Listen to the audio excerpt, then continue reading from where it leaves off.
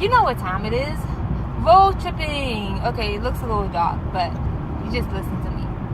So I'm on my way to New Jersey, 3-hour ride. I'm like, hey, I was talking to God about some stuff, and I'm like, hey, you know what? Let me just share this. So, I am a good and grown person.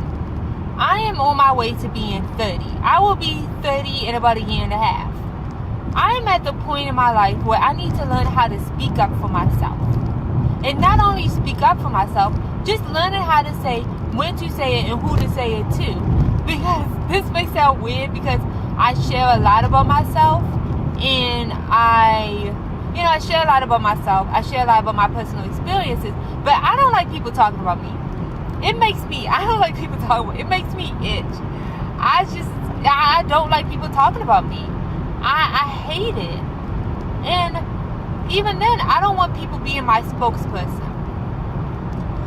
People don't do these things out of malicious intent, but I don't need anybody being my spokesperson. If I have something to say, I am grown enough as a person who is 28, soon to be 29, and a hop, skip, and a jump away from 30. I don't really need anybody to speak for me. If I have something to say, I need to say it for myself. It's like the wedding vows. Not the wedding vows. You know the thing that they say at the wedding, when they're like, if someone has a reason why these two should not be married, speak now or forever hold your peace. Either you need to speak now or forever hold your peace. We don't need to, if you have a problem with me, I don't need you to tell 3 different people that you have a problem with me. If you have a problem with me, you need to come to me and tell me that you have a problem with me. And not only tell me that you have a problem with me, but you need to give me a chance to work it out and a chance to respond. That's adult conflict resolution. Like, I've had a couple situations. I've had one situation where somebody saw something that I said in like passing about somebody else. So I think, it was in passing, and it wasn't intended to be like malicious or anything. Like, I just said it in passing, kind of jokingly. But this person got offended by it. They told the other person, and then instead of telling them, they told somebody else. So now I get what's going on, because this happened so long ago, I didn't forgot. So now when I finally get to the person and I squash the situation, the other people who shouldn't even have been in the situation are still kind of mad about the situation. And then I had to extend that same situation. I got into a fight with somebody else over that situation, over a situation that they probably shouldn't have been in the first place. Because we're going to be real. It was really none of your business. If this person had a problem with me, I'm sorry, this truck would. If this person had a problem with me, and I said something to offend them, you know who they should have came to? They should have came to me. I don't need all you people talking about me, talking about what happened, making your theories as to what happened, making me out to be a bad person, and I don't even get a chance to defend myself. You see how that goes? And then I also had another situation where I don't even recall telling this person this, but somehow I was friends with one of their friends. I like I said, I can't recall exactly what happened in that situation, but somehow this mixed message got back to their friend, and then their friend told the person that I was friends with, and they were also friends with. So they told them, and then I get a phone call like, did you say blah, blah, blah? No! I don't even know where that came from. I never said that. So that's one thing. You have to see, I didn't say all that to say, you need to be careful who you let speak to you. You need to speak for you. You need to be careful who you let have a voice in certain situations. You need to be careful who you speak to about certain things, because sometimes you could involve people in stuff that's none of their business. That people are mad and have feelings about stuff that's, like I said, none of their business. So now you sit here and you got an attitude about something that's, again, none of your business. So, and if you don't want people to misconstrue your voice, if you don't want them to speak for you, you need to be careful with how you speak, in which you speak, and who you speak it to. If you don't want something out there, you know what you need to do? You need to be careful not to put it out there. If you don't want this information to be misconstrued, you need to be careful who you speak to, how you speak to them, and what you speak to them, because not everything is public consumption. And this is what I feel like. And I'm growing up in this. So I'm not exactly perfect in this, but I kind of feel like if I have a problem with you, then I need to say it to you. I need to tell you I have a problem with you. I need to speak to you and tell you I have a problem with you now. And that's it. And we either talk it out, we hit it out, we hash it out, or we never speak again. But if I have a problem with you and it's legitimate enough that I have to speak with you, then I don't need a pep talk from any carnal person. If I need a pep talk from anyone, it's God.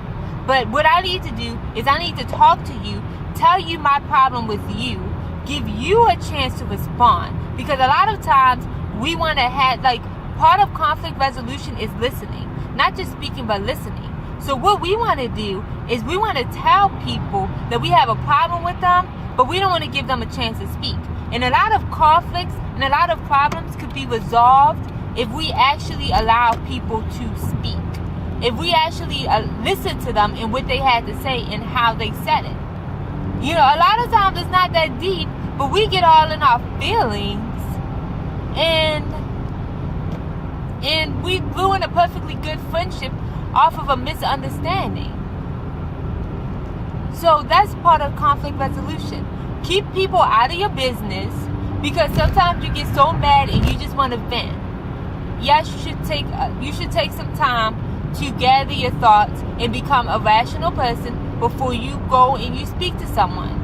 But if you need to vent to someone, vent to God, get you a diary, get you trusted, wise counsel that's not going to go spreading your business, spreading their mouth about what you just said to them. And you just need the first person that you should talk to is the person that you have a problem with. Why are you involving everyone else in business that's not theirs? Because now, like I said, now you done created this big mushroom thing that didn't even have to be that if you just handled the problem like a mature adult and kept it between you and the person that you had a problem with. So it's like, now you done said, now I'm looping myself around again because I want you to get this. So now you done told, let me use this example for Basketball Wives. Not Basketball Wives, R&B Divas. See, all these shows become the same after a while. So, okay, so Monifa had a problem with Angie. No, not Monifa, I'm sorry. Was it Monifa? Oh, good, I need to get this correct. So Selena had a problem with Angie, there we go. So Selena talked to Kiki and Monifa about the problem. So Selena was venting to Kiki and Monifa. So Monifa and Kiki are Selena's friends. So guess whose side they're gonna take?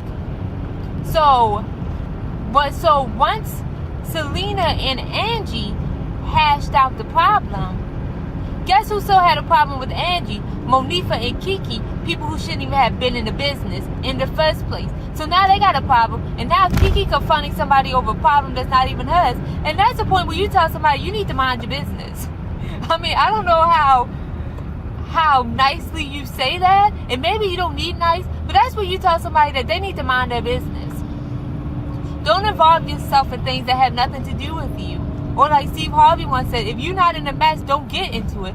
Or like the Bible says, one who gets into a quarrel that's not his own is like one who grabs a passing dog by the ear. I hope that's right. That might be New Living Donna translation. But you get what I'm saying, rambling aside, but you get what I'm saying.